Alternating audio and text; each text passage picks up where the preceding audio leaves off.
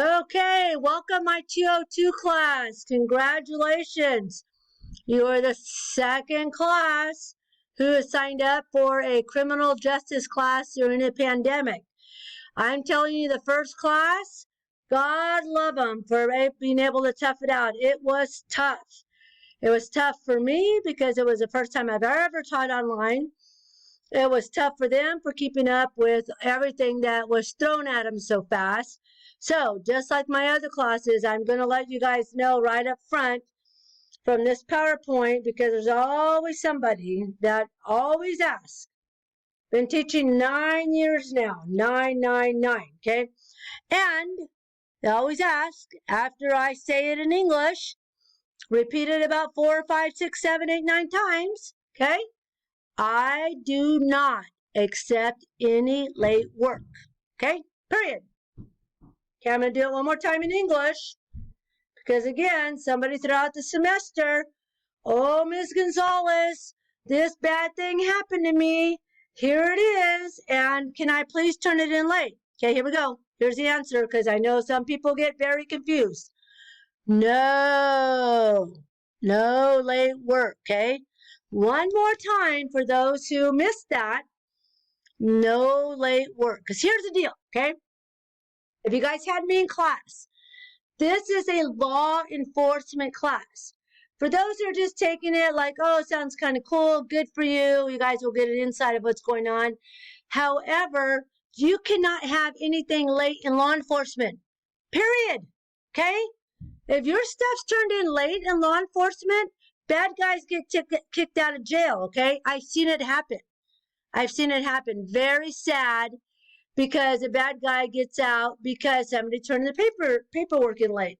Therefore, now your boss, the sergeant, has to contact you, has to ask you why your paperwork's late. Now a bad guy got out of the street and now a bad guy commits another crime. It's going to come back on you because you did not turn in your paperwork late. You turned in your paperwork late. Okay. So this is what I'm trying to do in this class here. Establish now no late work. Okay. Now, believe it or not, there was a lot of students who were able to accomplish that. Wow, they got their work done in time. Good for them. Okay. Good for them. All right. So here's what happens here. I'm going to give you this PowerPoint here. We're going to go through it. Okay. I'm going to ask you questions on the PowerPoint. Now, I've had students like, hey, why don't you just put the questions all up front and let them know? Okay?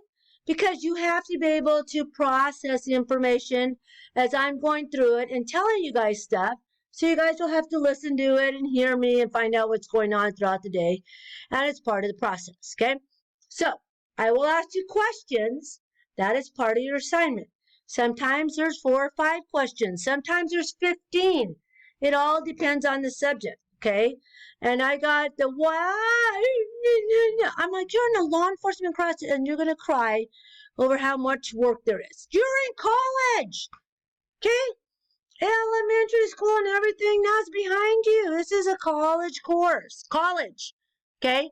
No crying about the work. Because when you're in law enforcement and you're driving around the street, right? It's about 10:30 at night. You get off at 11. Oh my gosh, I can't wait to go home and relax, right? Hard day at work. And a big call comes in. Okay, big. All right. Oh my gosh. Ring, ring, ring. Officer, come help, come help, come help. Right? And, oh, it's too much work. I can't go right now. Oh, it's way too much. Okay, get over it. All right? So, I'm just going to give you a little bit of background since this is my first class with you guys. You guys know that there's questions here, all right? You should have read my biography already. For those of you who have read it, good job, okay? I worked for the Modesto Police Department for 33 years. I retired out as Assistant Division Commander of the Homicide Team. What does that mean? In general terms, okay? General terms, I started out as a police explorer. Oh, cool stuff, right? In high school, got to wear a uniform, ride out with the real cops. Wow, cool stuff, cool stuff, cool stuff, right? So, I went on, put myself through the police academy while working full-time. Put myself through the academy, By the grace of God, the day I graduate, Chief McKenzie asked me, do I want to be a police officer coming Monday? I graduated on Friday. Monday morning, absolutely, sir. Here I am, right? Took the oath, went into law enforcement, and there I was, driving a black and white patrol car just like you see in the streets every day. Thought I was going to do that the rest of my life. Woo! Living the dream, baby, right? Met my goal, being a police officer. Not good enough. Over the years, I thought, oh, I want to do something cooler. I wanted to promote to detective because I thought detectives were cool. Because anytime we had a big crime out in the street, right? Ring, ring, ring, ring, call the detectives up. They come out in the suits and everything, got the badges on, right? They're going to solve the crime. And I thought that was the coolest. So I promoted to that after taking a bunch of tests, studying really hard and whatnot, okay? And during the detective years, I covered everything, okay? Everything, burglary, forgery, fraud, homicide. But my specialty was the gang unit, okay? The gang unit. 7 years I did in the gang unit. 7 years, okay? Tough assignment. Got really tough towards the end, okay? Hispanic female really doesn't do too well in the gang unit with other gang members that come out of prison and, rule the streets and stuff. But thanks to glorious God, I held my own throughout the years, and I became a expert in the gang unit and put a lot of gang members away during my career, okay? How long did I say I worked for the police department? Okay, overall 30 years because 3 years was Explorer, went on from there, okay? Guess what's happening when you put a lot of gang members away and you put them away for 20 years, 25 years, 30 years, right? Guess what's happening?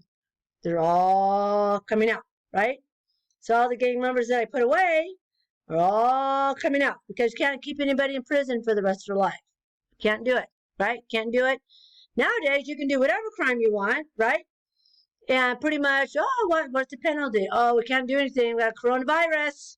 Let's let out all the sex offenders because it's not a violent crime. So all the sex offenders, here they're all, we didn't do any violence because sex offenders don't have to use violence because they will over and over groom their victims. Okay, groom their victims. Okay, so we're going to stop here. Actually, I'm going to finish here because I have to chunk these up. And sometimes you guys will see the videos are chunked up pretty big. But anyway, let's just finish. All right. I have self-diagnosed myself with ADD, by the way. That has served me well over my life, but it gets, but it can always come back. Okay. After detectives, I always thought it was cool, after being a detective for about 12 years, that the bosses always came out after everything was over and wanted to see what's going on, right? Bosses come out, what's happening? Did you do this? And what's happening? I'm the boss, I tell you what to do, okay? I'm like, I wonder what I have to do to get to that point, right? So I went back to school, obtained my BA in organizational leadership, took the test several times to become the sergeant, right? First rank line of supervisor. Yay me! Did it. Was very tough throughout the years, right? First Hispanic female for the police department, first Hispanic female sergeant, first Hispanic female, right? With a lot of stuff going on. So a lot of challenges. All right.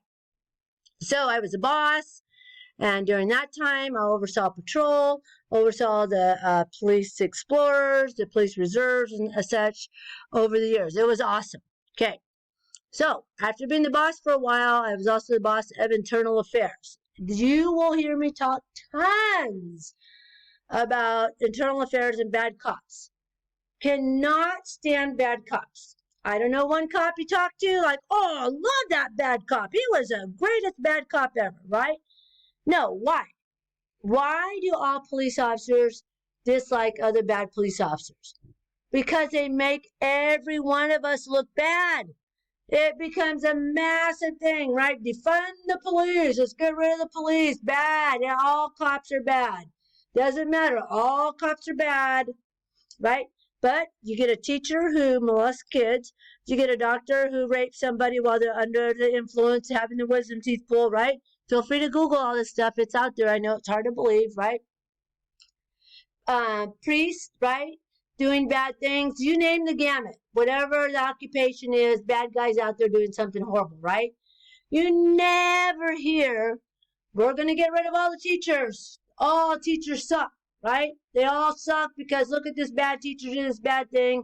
So therefore, they must all be bad, right?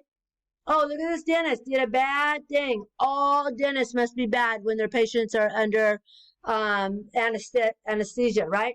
All doctors must be bad when they do bad things when people are under anesthesia, right?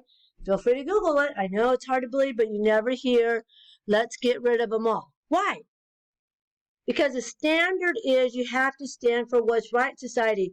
You are holding other people accountable for their behavior, okay?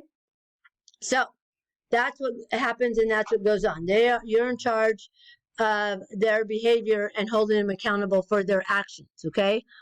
Even to today, even though I've been out of law enforcement for 5 years and I'm still teaching, I'm held accountable for my actions because God forbid something I do, right? If I do something, it's going to say, former police commander Jolene Gonzalez did this bad thing, right? Because they expect more out of you. They expect more from your family. They expect more from your children. So a lot of things takes precedence during this time. Very interesting. Okay, so boss, very cool. Had a great time. Right, there's my mom. Where'd she go? Hey, Mom. Say hi. That's my mom back there. She's running. Yep. Say hi, Mom. I'll be at her house the majority of the time doing my work because I come over here and make sure she's okay all the time. My mom also worked for the police department. Yes, I'll tell you all about that later. She says, oh, no. Okay. So you might see her wandering back and forth. That's Mom. She's 83. She's going to be 84 years old, doing excellent, still living by herself. Good job, Mom. All right. Back to me. Okay.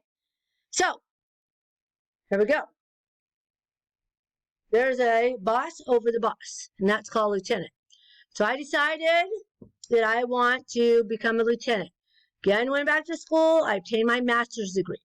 So I became a lieutenant over all these different divisions, all over detectives, all over patrol, all over the training division, range, the horses, what else?